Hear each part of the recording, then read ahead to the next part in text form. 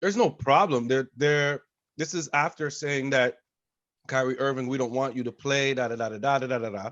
His team is bringing him back. When you enter NBA COVID protocol, it's so that Yeah. you can enter back into the game. So So what? they're Fans are now reacting to this negatively. fans are reacting all types of ways. Of course, if you're a Brooklyn Nets fan, you're reacting differently. But a lot of people are saying this is the wishy-washy of sports that we're seeing when it comes to these COVID protocols. It's not just the NBA, it's the NFL too. They just recently changed their protocols, and Cleveland Browns QB Baker Mayfield just called them out, right? So with the NBA, because that's what we're talking about, this is something where at the beginning, they're all like, oh, we're serious about these protocols. All right, Kyrie, you don't want to get vaccinated, then you're not playing for our team, da da da da da. Now it comes to the part of the season where they have a lot of players who are either injured or on the COVID protocol right now themselves. So they're down a lot of players. And now that they're down a lot of players, they are saying, you know what? We spoke to Kyrie, and after lots of thought, we've decided to bring him back.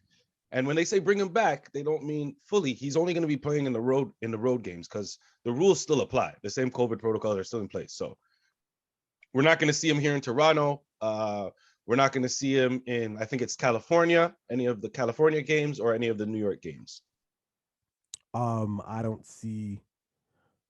It's hard for me to find a problem with this. I mean, there's a very obvious one, of course, and that's the one you just talked about. But I don't know enough or have enough insight to be like why they shouldn't have done that. Like this stuff changes all the time.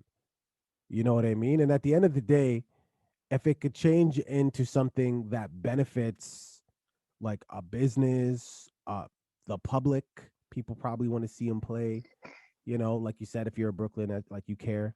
Right. So I don't know enough to be like this is a bad thing. Does it So let me make put it does it make the this way. NBA? Let me just say this last thing. Does it make the Okay. NBA look hypocritical? Yes, obviously. But I don't know if that is a good trade-off for why they're doing this. I don't So know. let me put it to you this way. Okay, so when they first put this in was obviously when COVID was on a rise, and it's come down. So since the time when we first spoke, because we first spoke about Kyrie when he was all over IG and doing all these crazy things when this first happened, right? So since then, do you think the COVID situation has gotten better or it's getting worse? I think that it's gotten better in the fact that we know more about it. Are people still getting sick? Yes. Cases, yeah, of course, all that stuff, right? Even in our own province. But Right. the longer naturally it's been around, like we've learned more about it. We know how to not necessarily predict, but we just know more about it. I'd say, maybe more better prepared. I would say that. Well, I would say that the Omicron variant has added a different variant, sorry for lack of a better word, to this whole situation. And if you wanted my absolute grasp on the situation, I'd say we're in a worse situation I don't think so. because listen, all that education that you said that we do know it absolutely, but now we're coming to find new information, and all of this new stuff is based off of simply one variant, of which there are supposed to be numerous variants coming. So how do we know there's not going to be more changes made? How do we know we're not going to need more doses or a different vaccine? All Because these things are possible. and that's just something that you predict. Even like when you look at the doctors and they're like, how did you guys, I mean, you guys must have seen this coming. And they're like, yes, we naturally do predict for variants, because if you can't get it under control, you're giving it time to mutate and do its own thing. You can predict for it as far as preparation within the realm of, just not being a freaking mutant, like not being a psychic. You don't know exactly what's going to happen, but you can Right. predict and like stock up on PPE, more ventilators, different like ventilating systems, anything, the stuff that you can, that's within your control. But to your point, you're right. The next variant might be like a gut punch. Who knows? The point that I'm making though is that Omicron has added some uncertainty to this whole situation.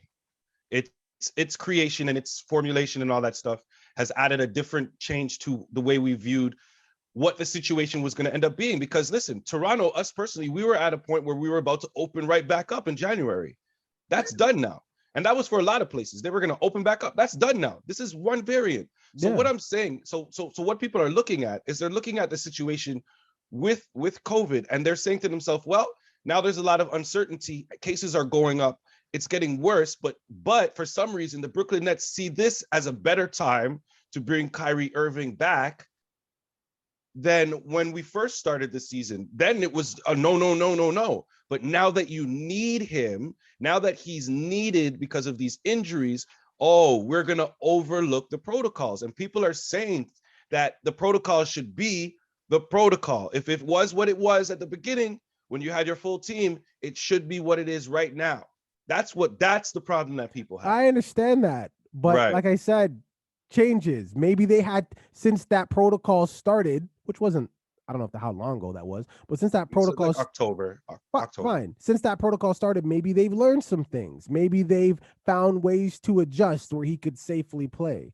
More than likely, they're just hypocrites and they need him. More than likely, that's actually what's going on. But all I'm saying is we don't know.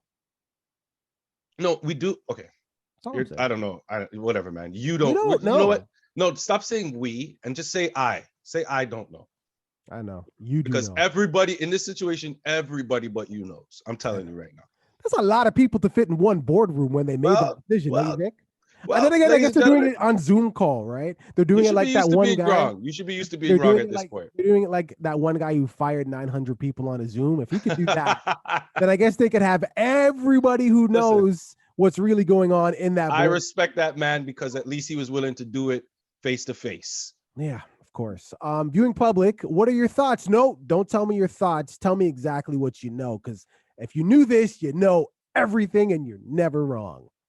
I don't even know how you took that as the conclusion, but you know what? If that's how you're describing me, I'll take it.